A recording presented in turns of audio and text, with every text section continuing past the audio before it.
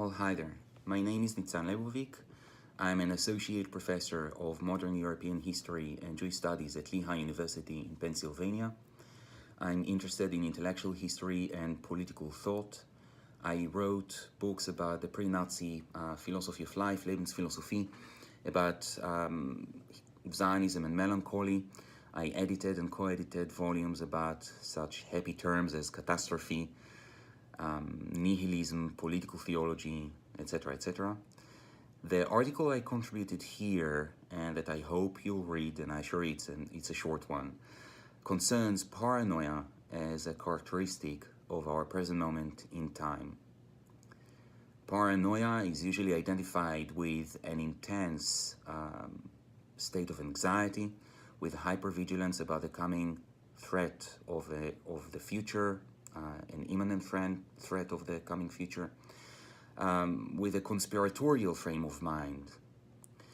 The etymology of the term is coming from Greek. Par means irregular, exceptional.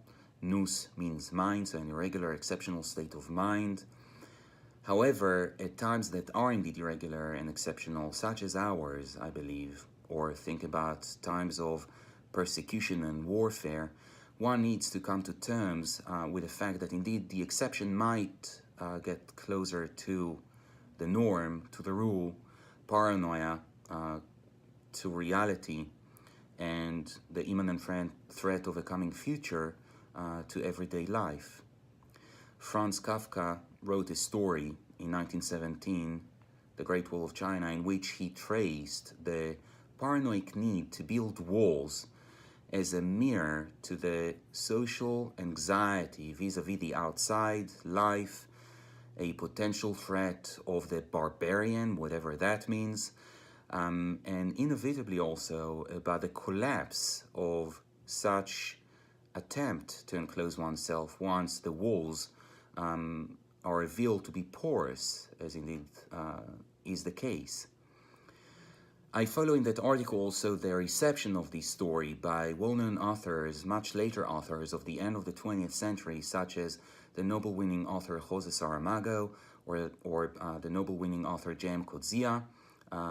Both of them adapted The Great Wall of China and other stories by Kafka into their own novels, and other thinkers and authors such as the Israeli Amos Keinan, who in 1984 indeed adapted The Great Wall of China into an allegory of his own, discussing the catastrophic potential of the Israeli-Palestinian conflict.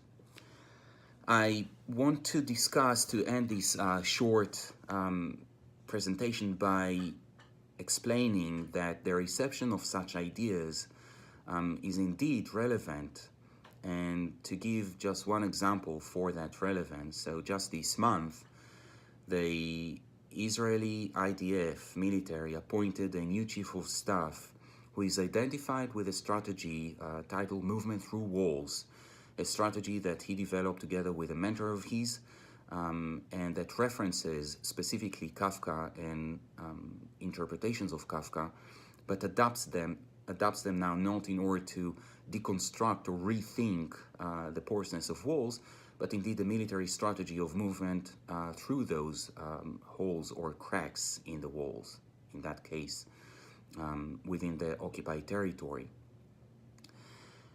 And I want to, rather than state my mind or any ideological conclusion out of that, to end with a short quote from a poem the Alexandronian poet Cavafy, end of the 19th century, beginning of the 20th century, wrote, entitled Waiting for the Barbarians.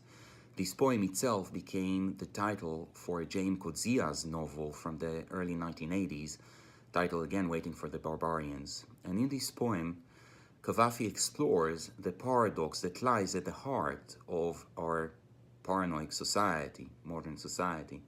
He writes the following: Some people arrived from the borders and said that there are no longer any barbarians. And now, what shall become of us without barbarians? Those people were some kind of solution. Thank you.